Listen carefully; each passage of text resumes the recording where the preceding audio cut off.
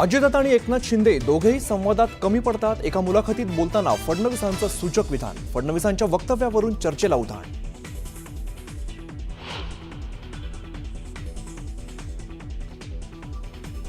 जय पराजयाचा विचार न करता शरद पवार या वयात सुद्धा काम करतात हे कौतुकास्पद। मुख्यमंत्री फडणवीसांकडून शरद पवारांचं तोंड भरून कौतुक।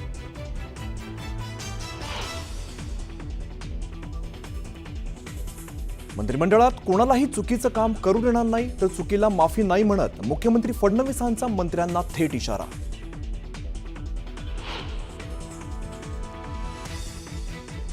दोन 2019 मध्ये उद्धव ठाकरेंनी धोका दिला, मात्र ज्यांना बरोबर घेऊन पुढे जाता येऊ शकत होतो त्यांना घेऊन पुढे गेलो। एका मुलाखतीत बोलताना फडणवीस यांचं मोठं विधान।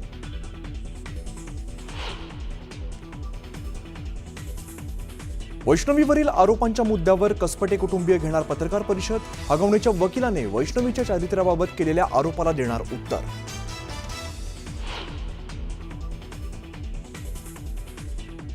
मिठी नदी प्रकल्पात कथित 65 कोटींचा घोटाळा प्रकरणी अभिनेता दिनो मोरिया आणि भावाची सलग तिसऱ्यांदा चौकशी। केतन कदम, जय जोशींचा कॉल रेकॉर्डमधून मोरियाचं नाव उघड।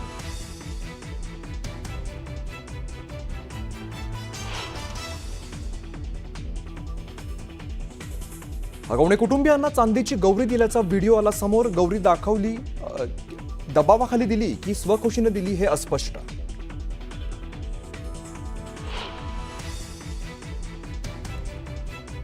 राज्यात पुन्हा वाढतोय कोरोनाचा धोका। मुंबई विमानतळावरती कोरोनाची ऐच्छिक तपासणी सुरू। काही दिवसातच विमानतळावर सुरू होऊ शकते RT-PCR।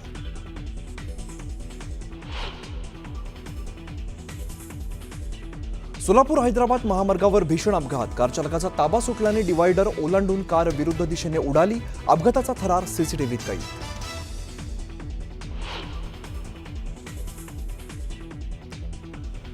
भिवंडीवाडा महामार्गावरील खड्डे आणि काँक्रिटीकरणाच्या कामाचा वाहन चालकांना फटका। 4 ते 5 किलोमीटरपर्यंत लागल्या वाहनांच्या रांगा। वाहतूक कोंडी सोडवताना पोलिसांची कसरत।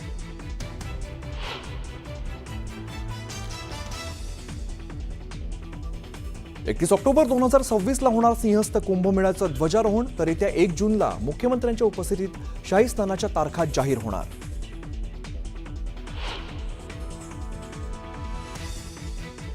एक दिवस POK आपला होईल, पाकिस्तानला दहशतवादाची मोठी किंमत मोजावीच लागेल। केंद्रीय संरक्षण मंत्री राजनाथ सिंह यांचं मोठं विधान।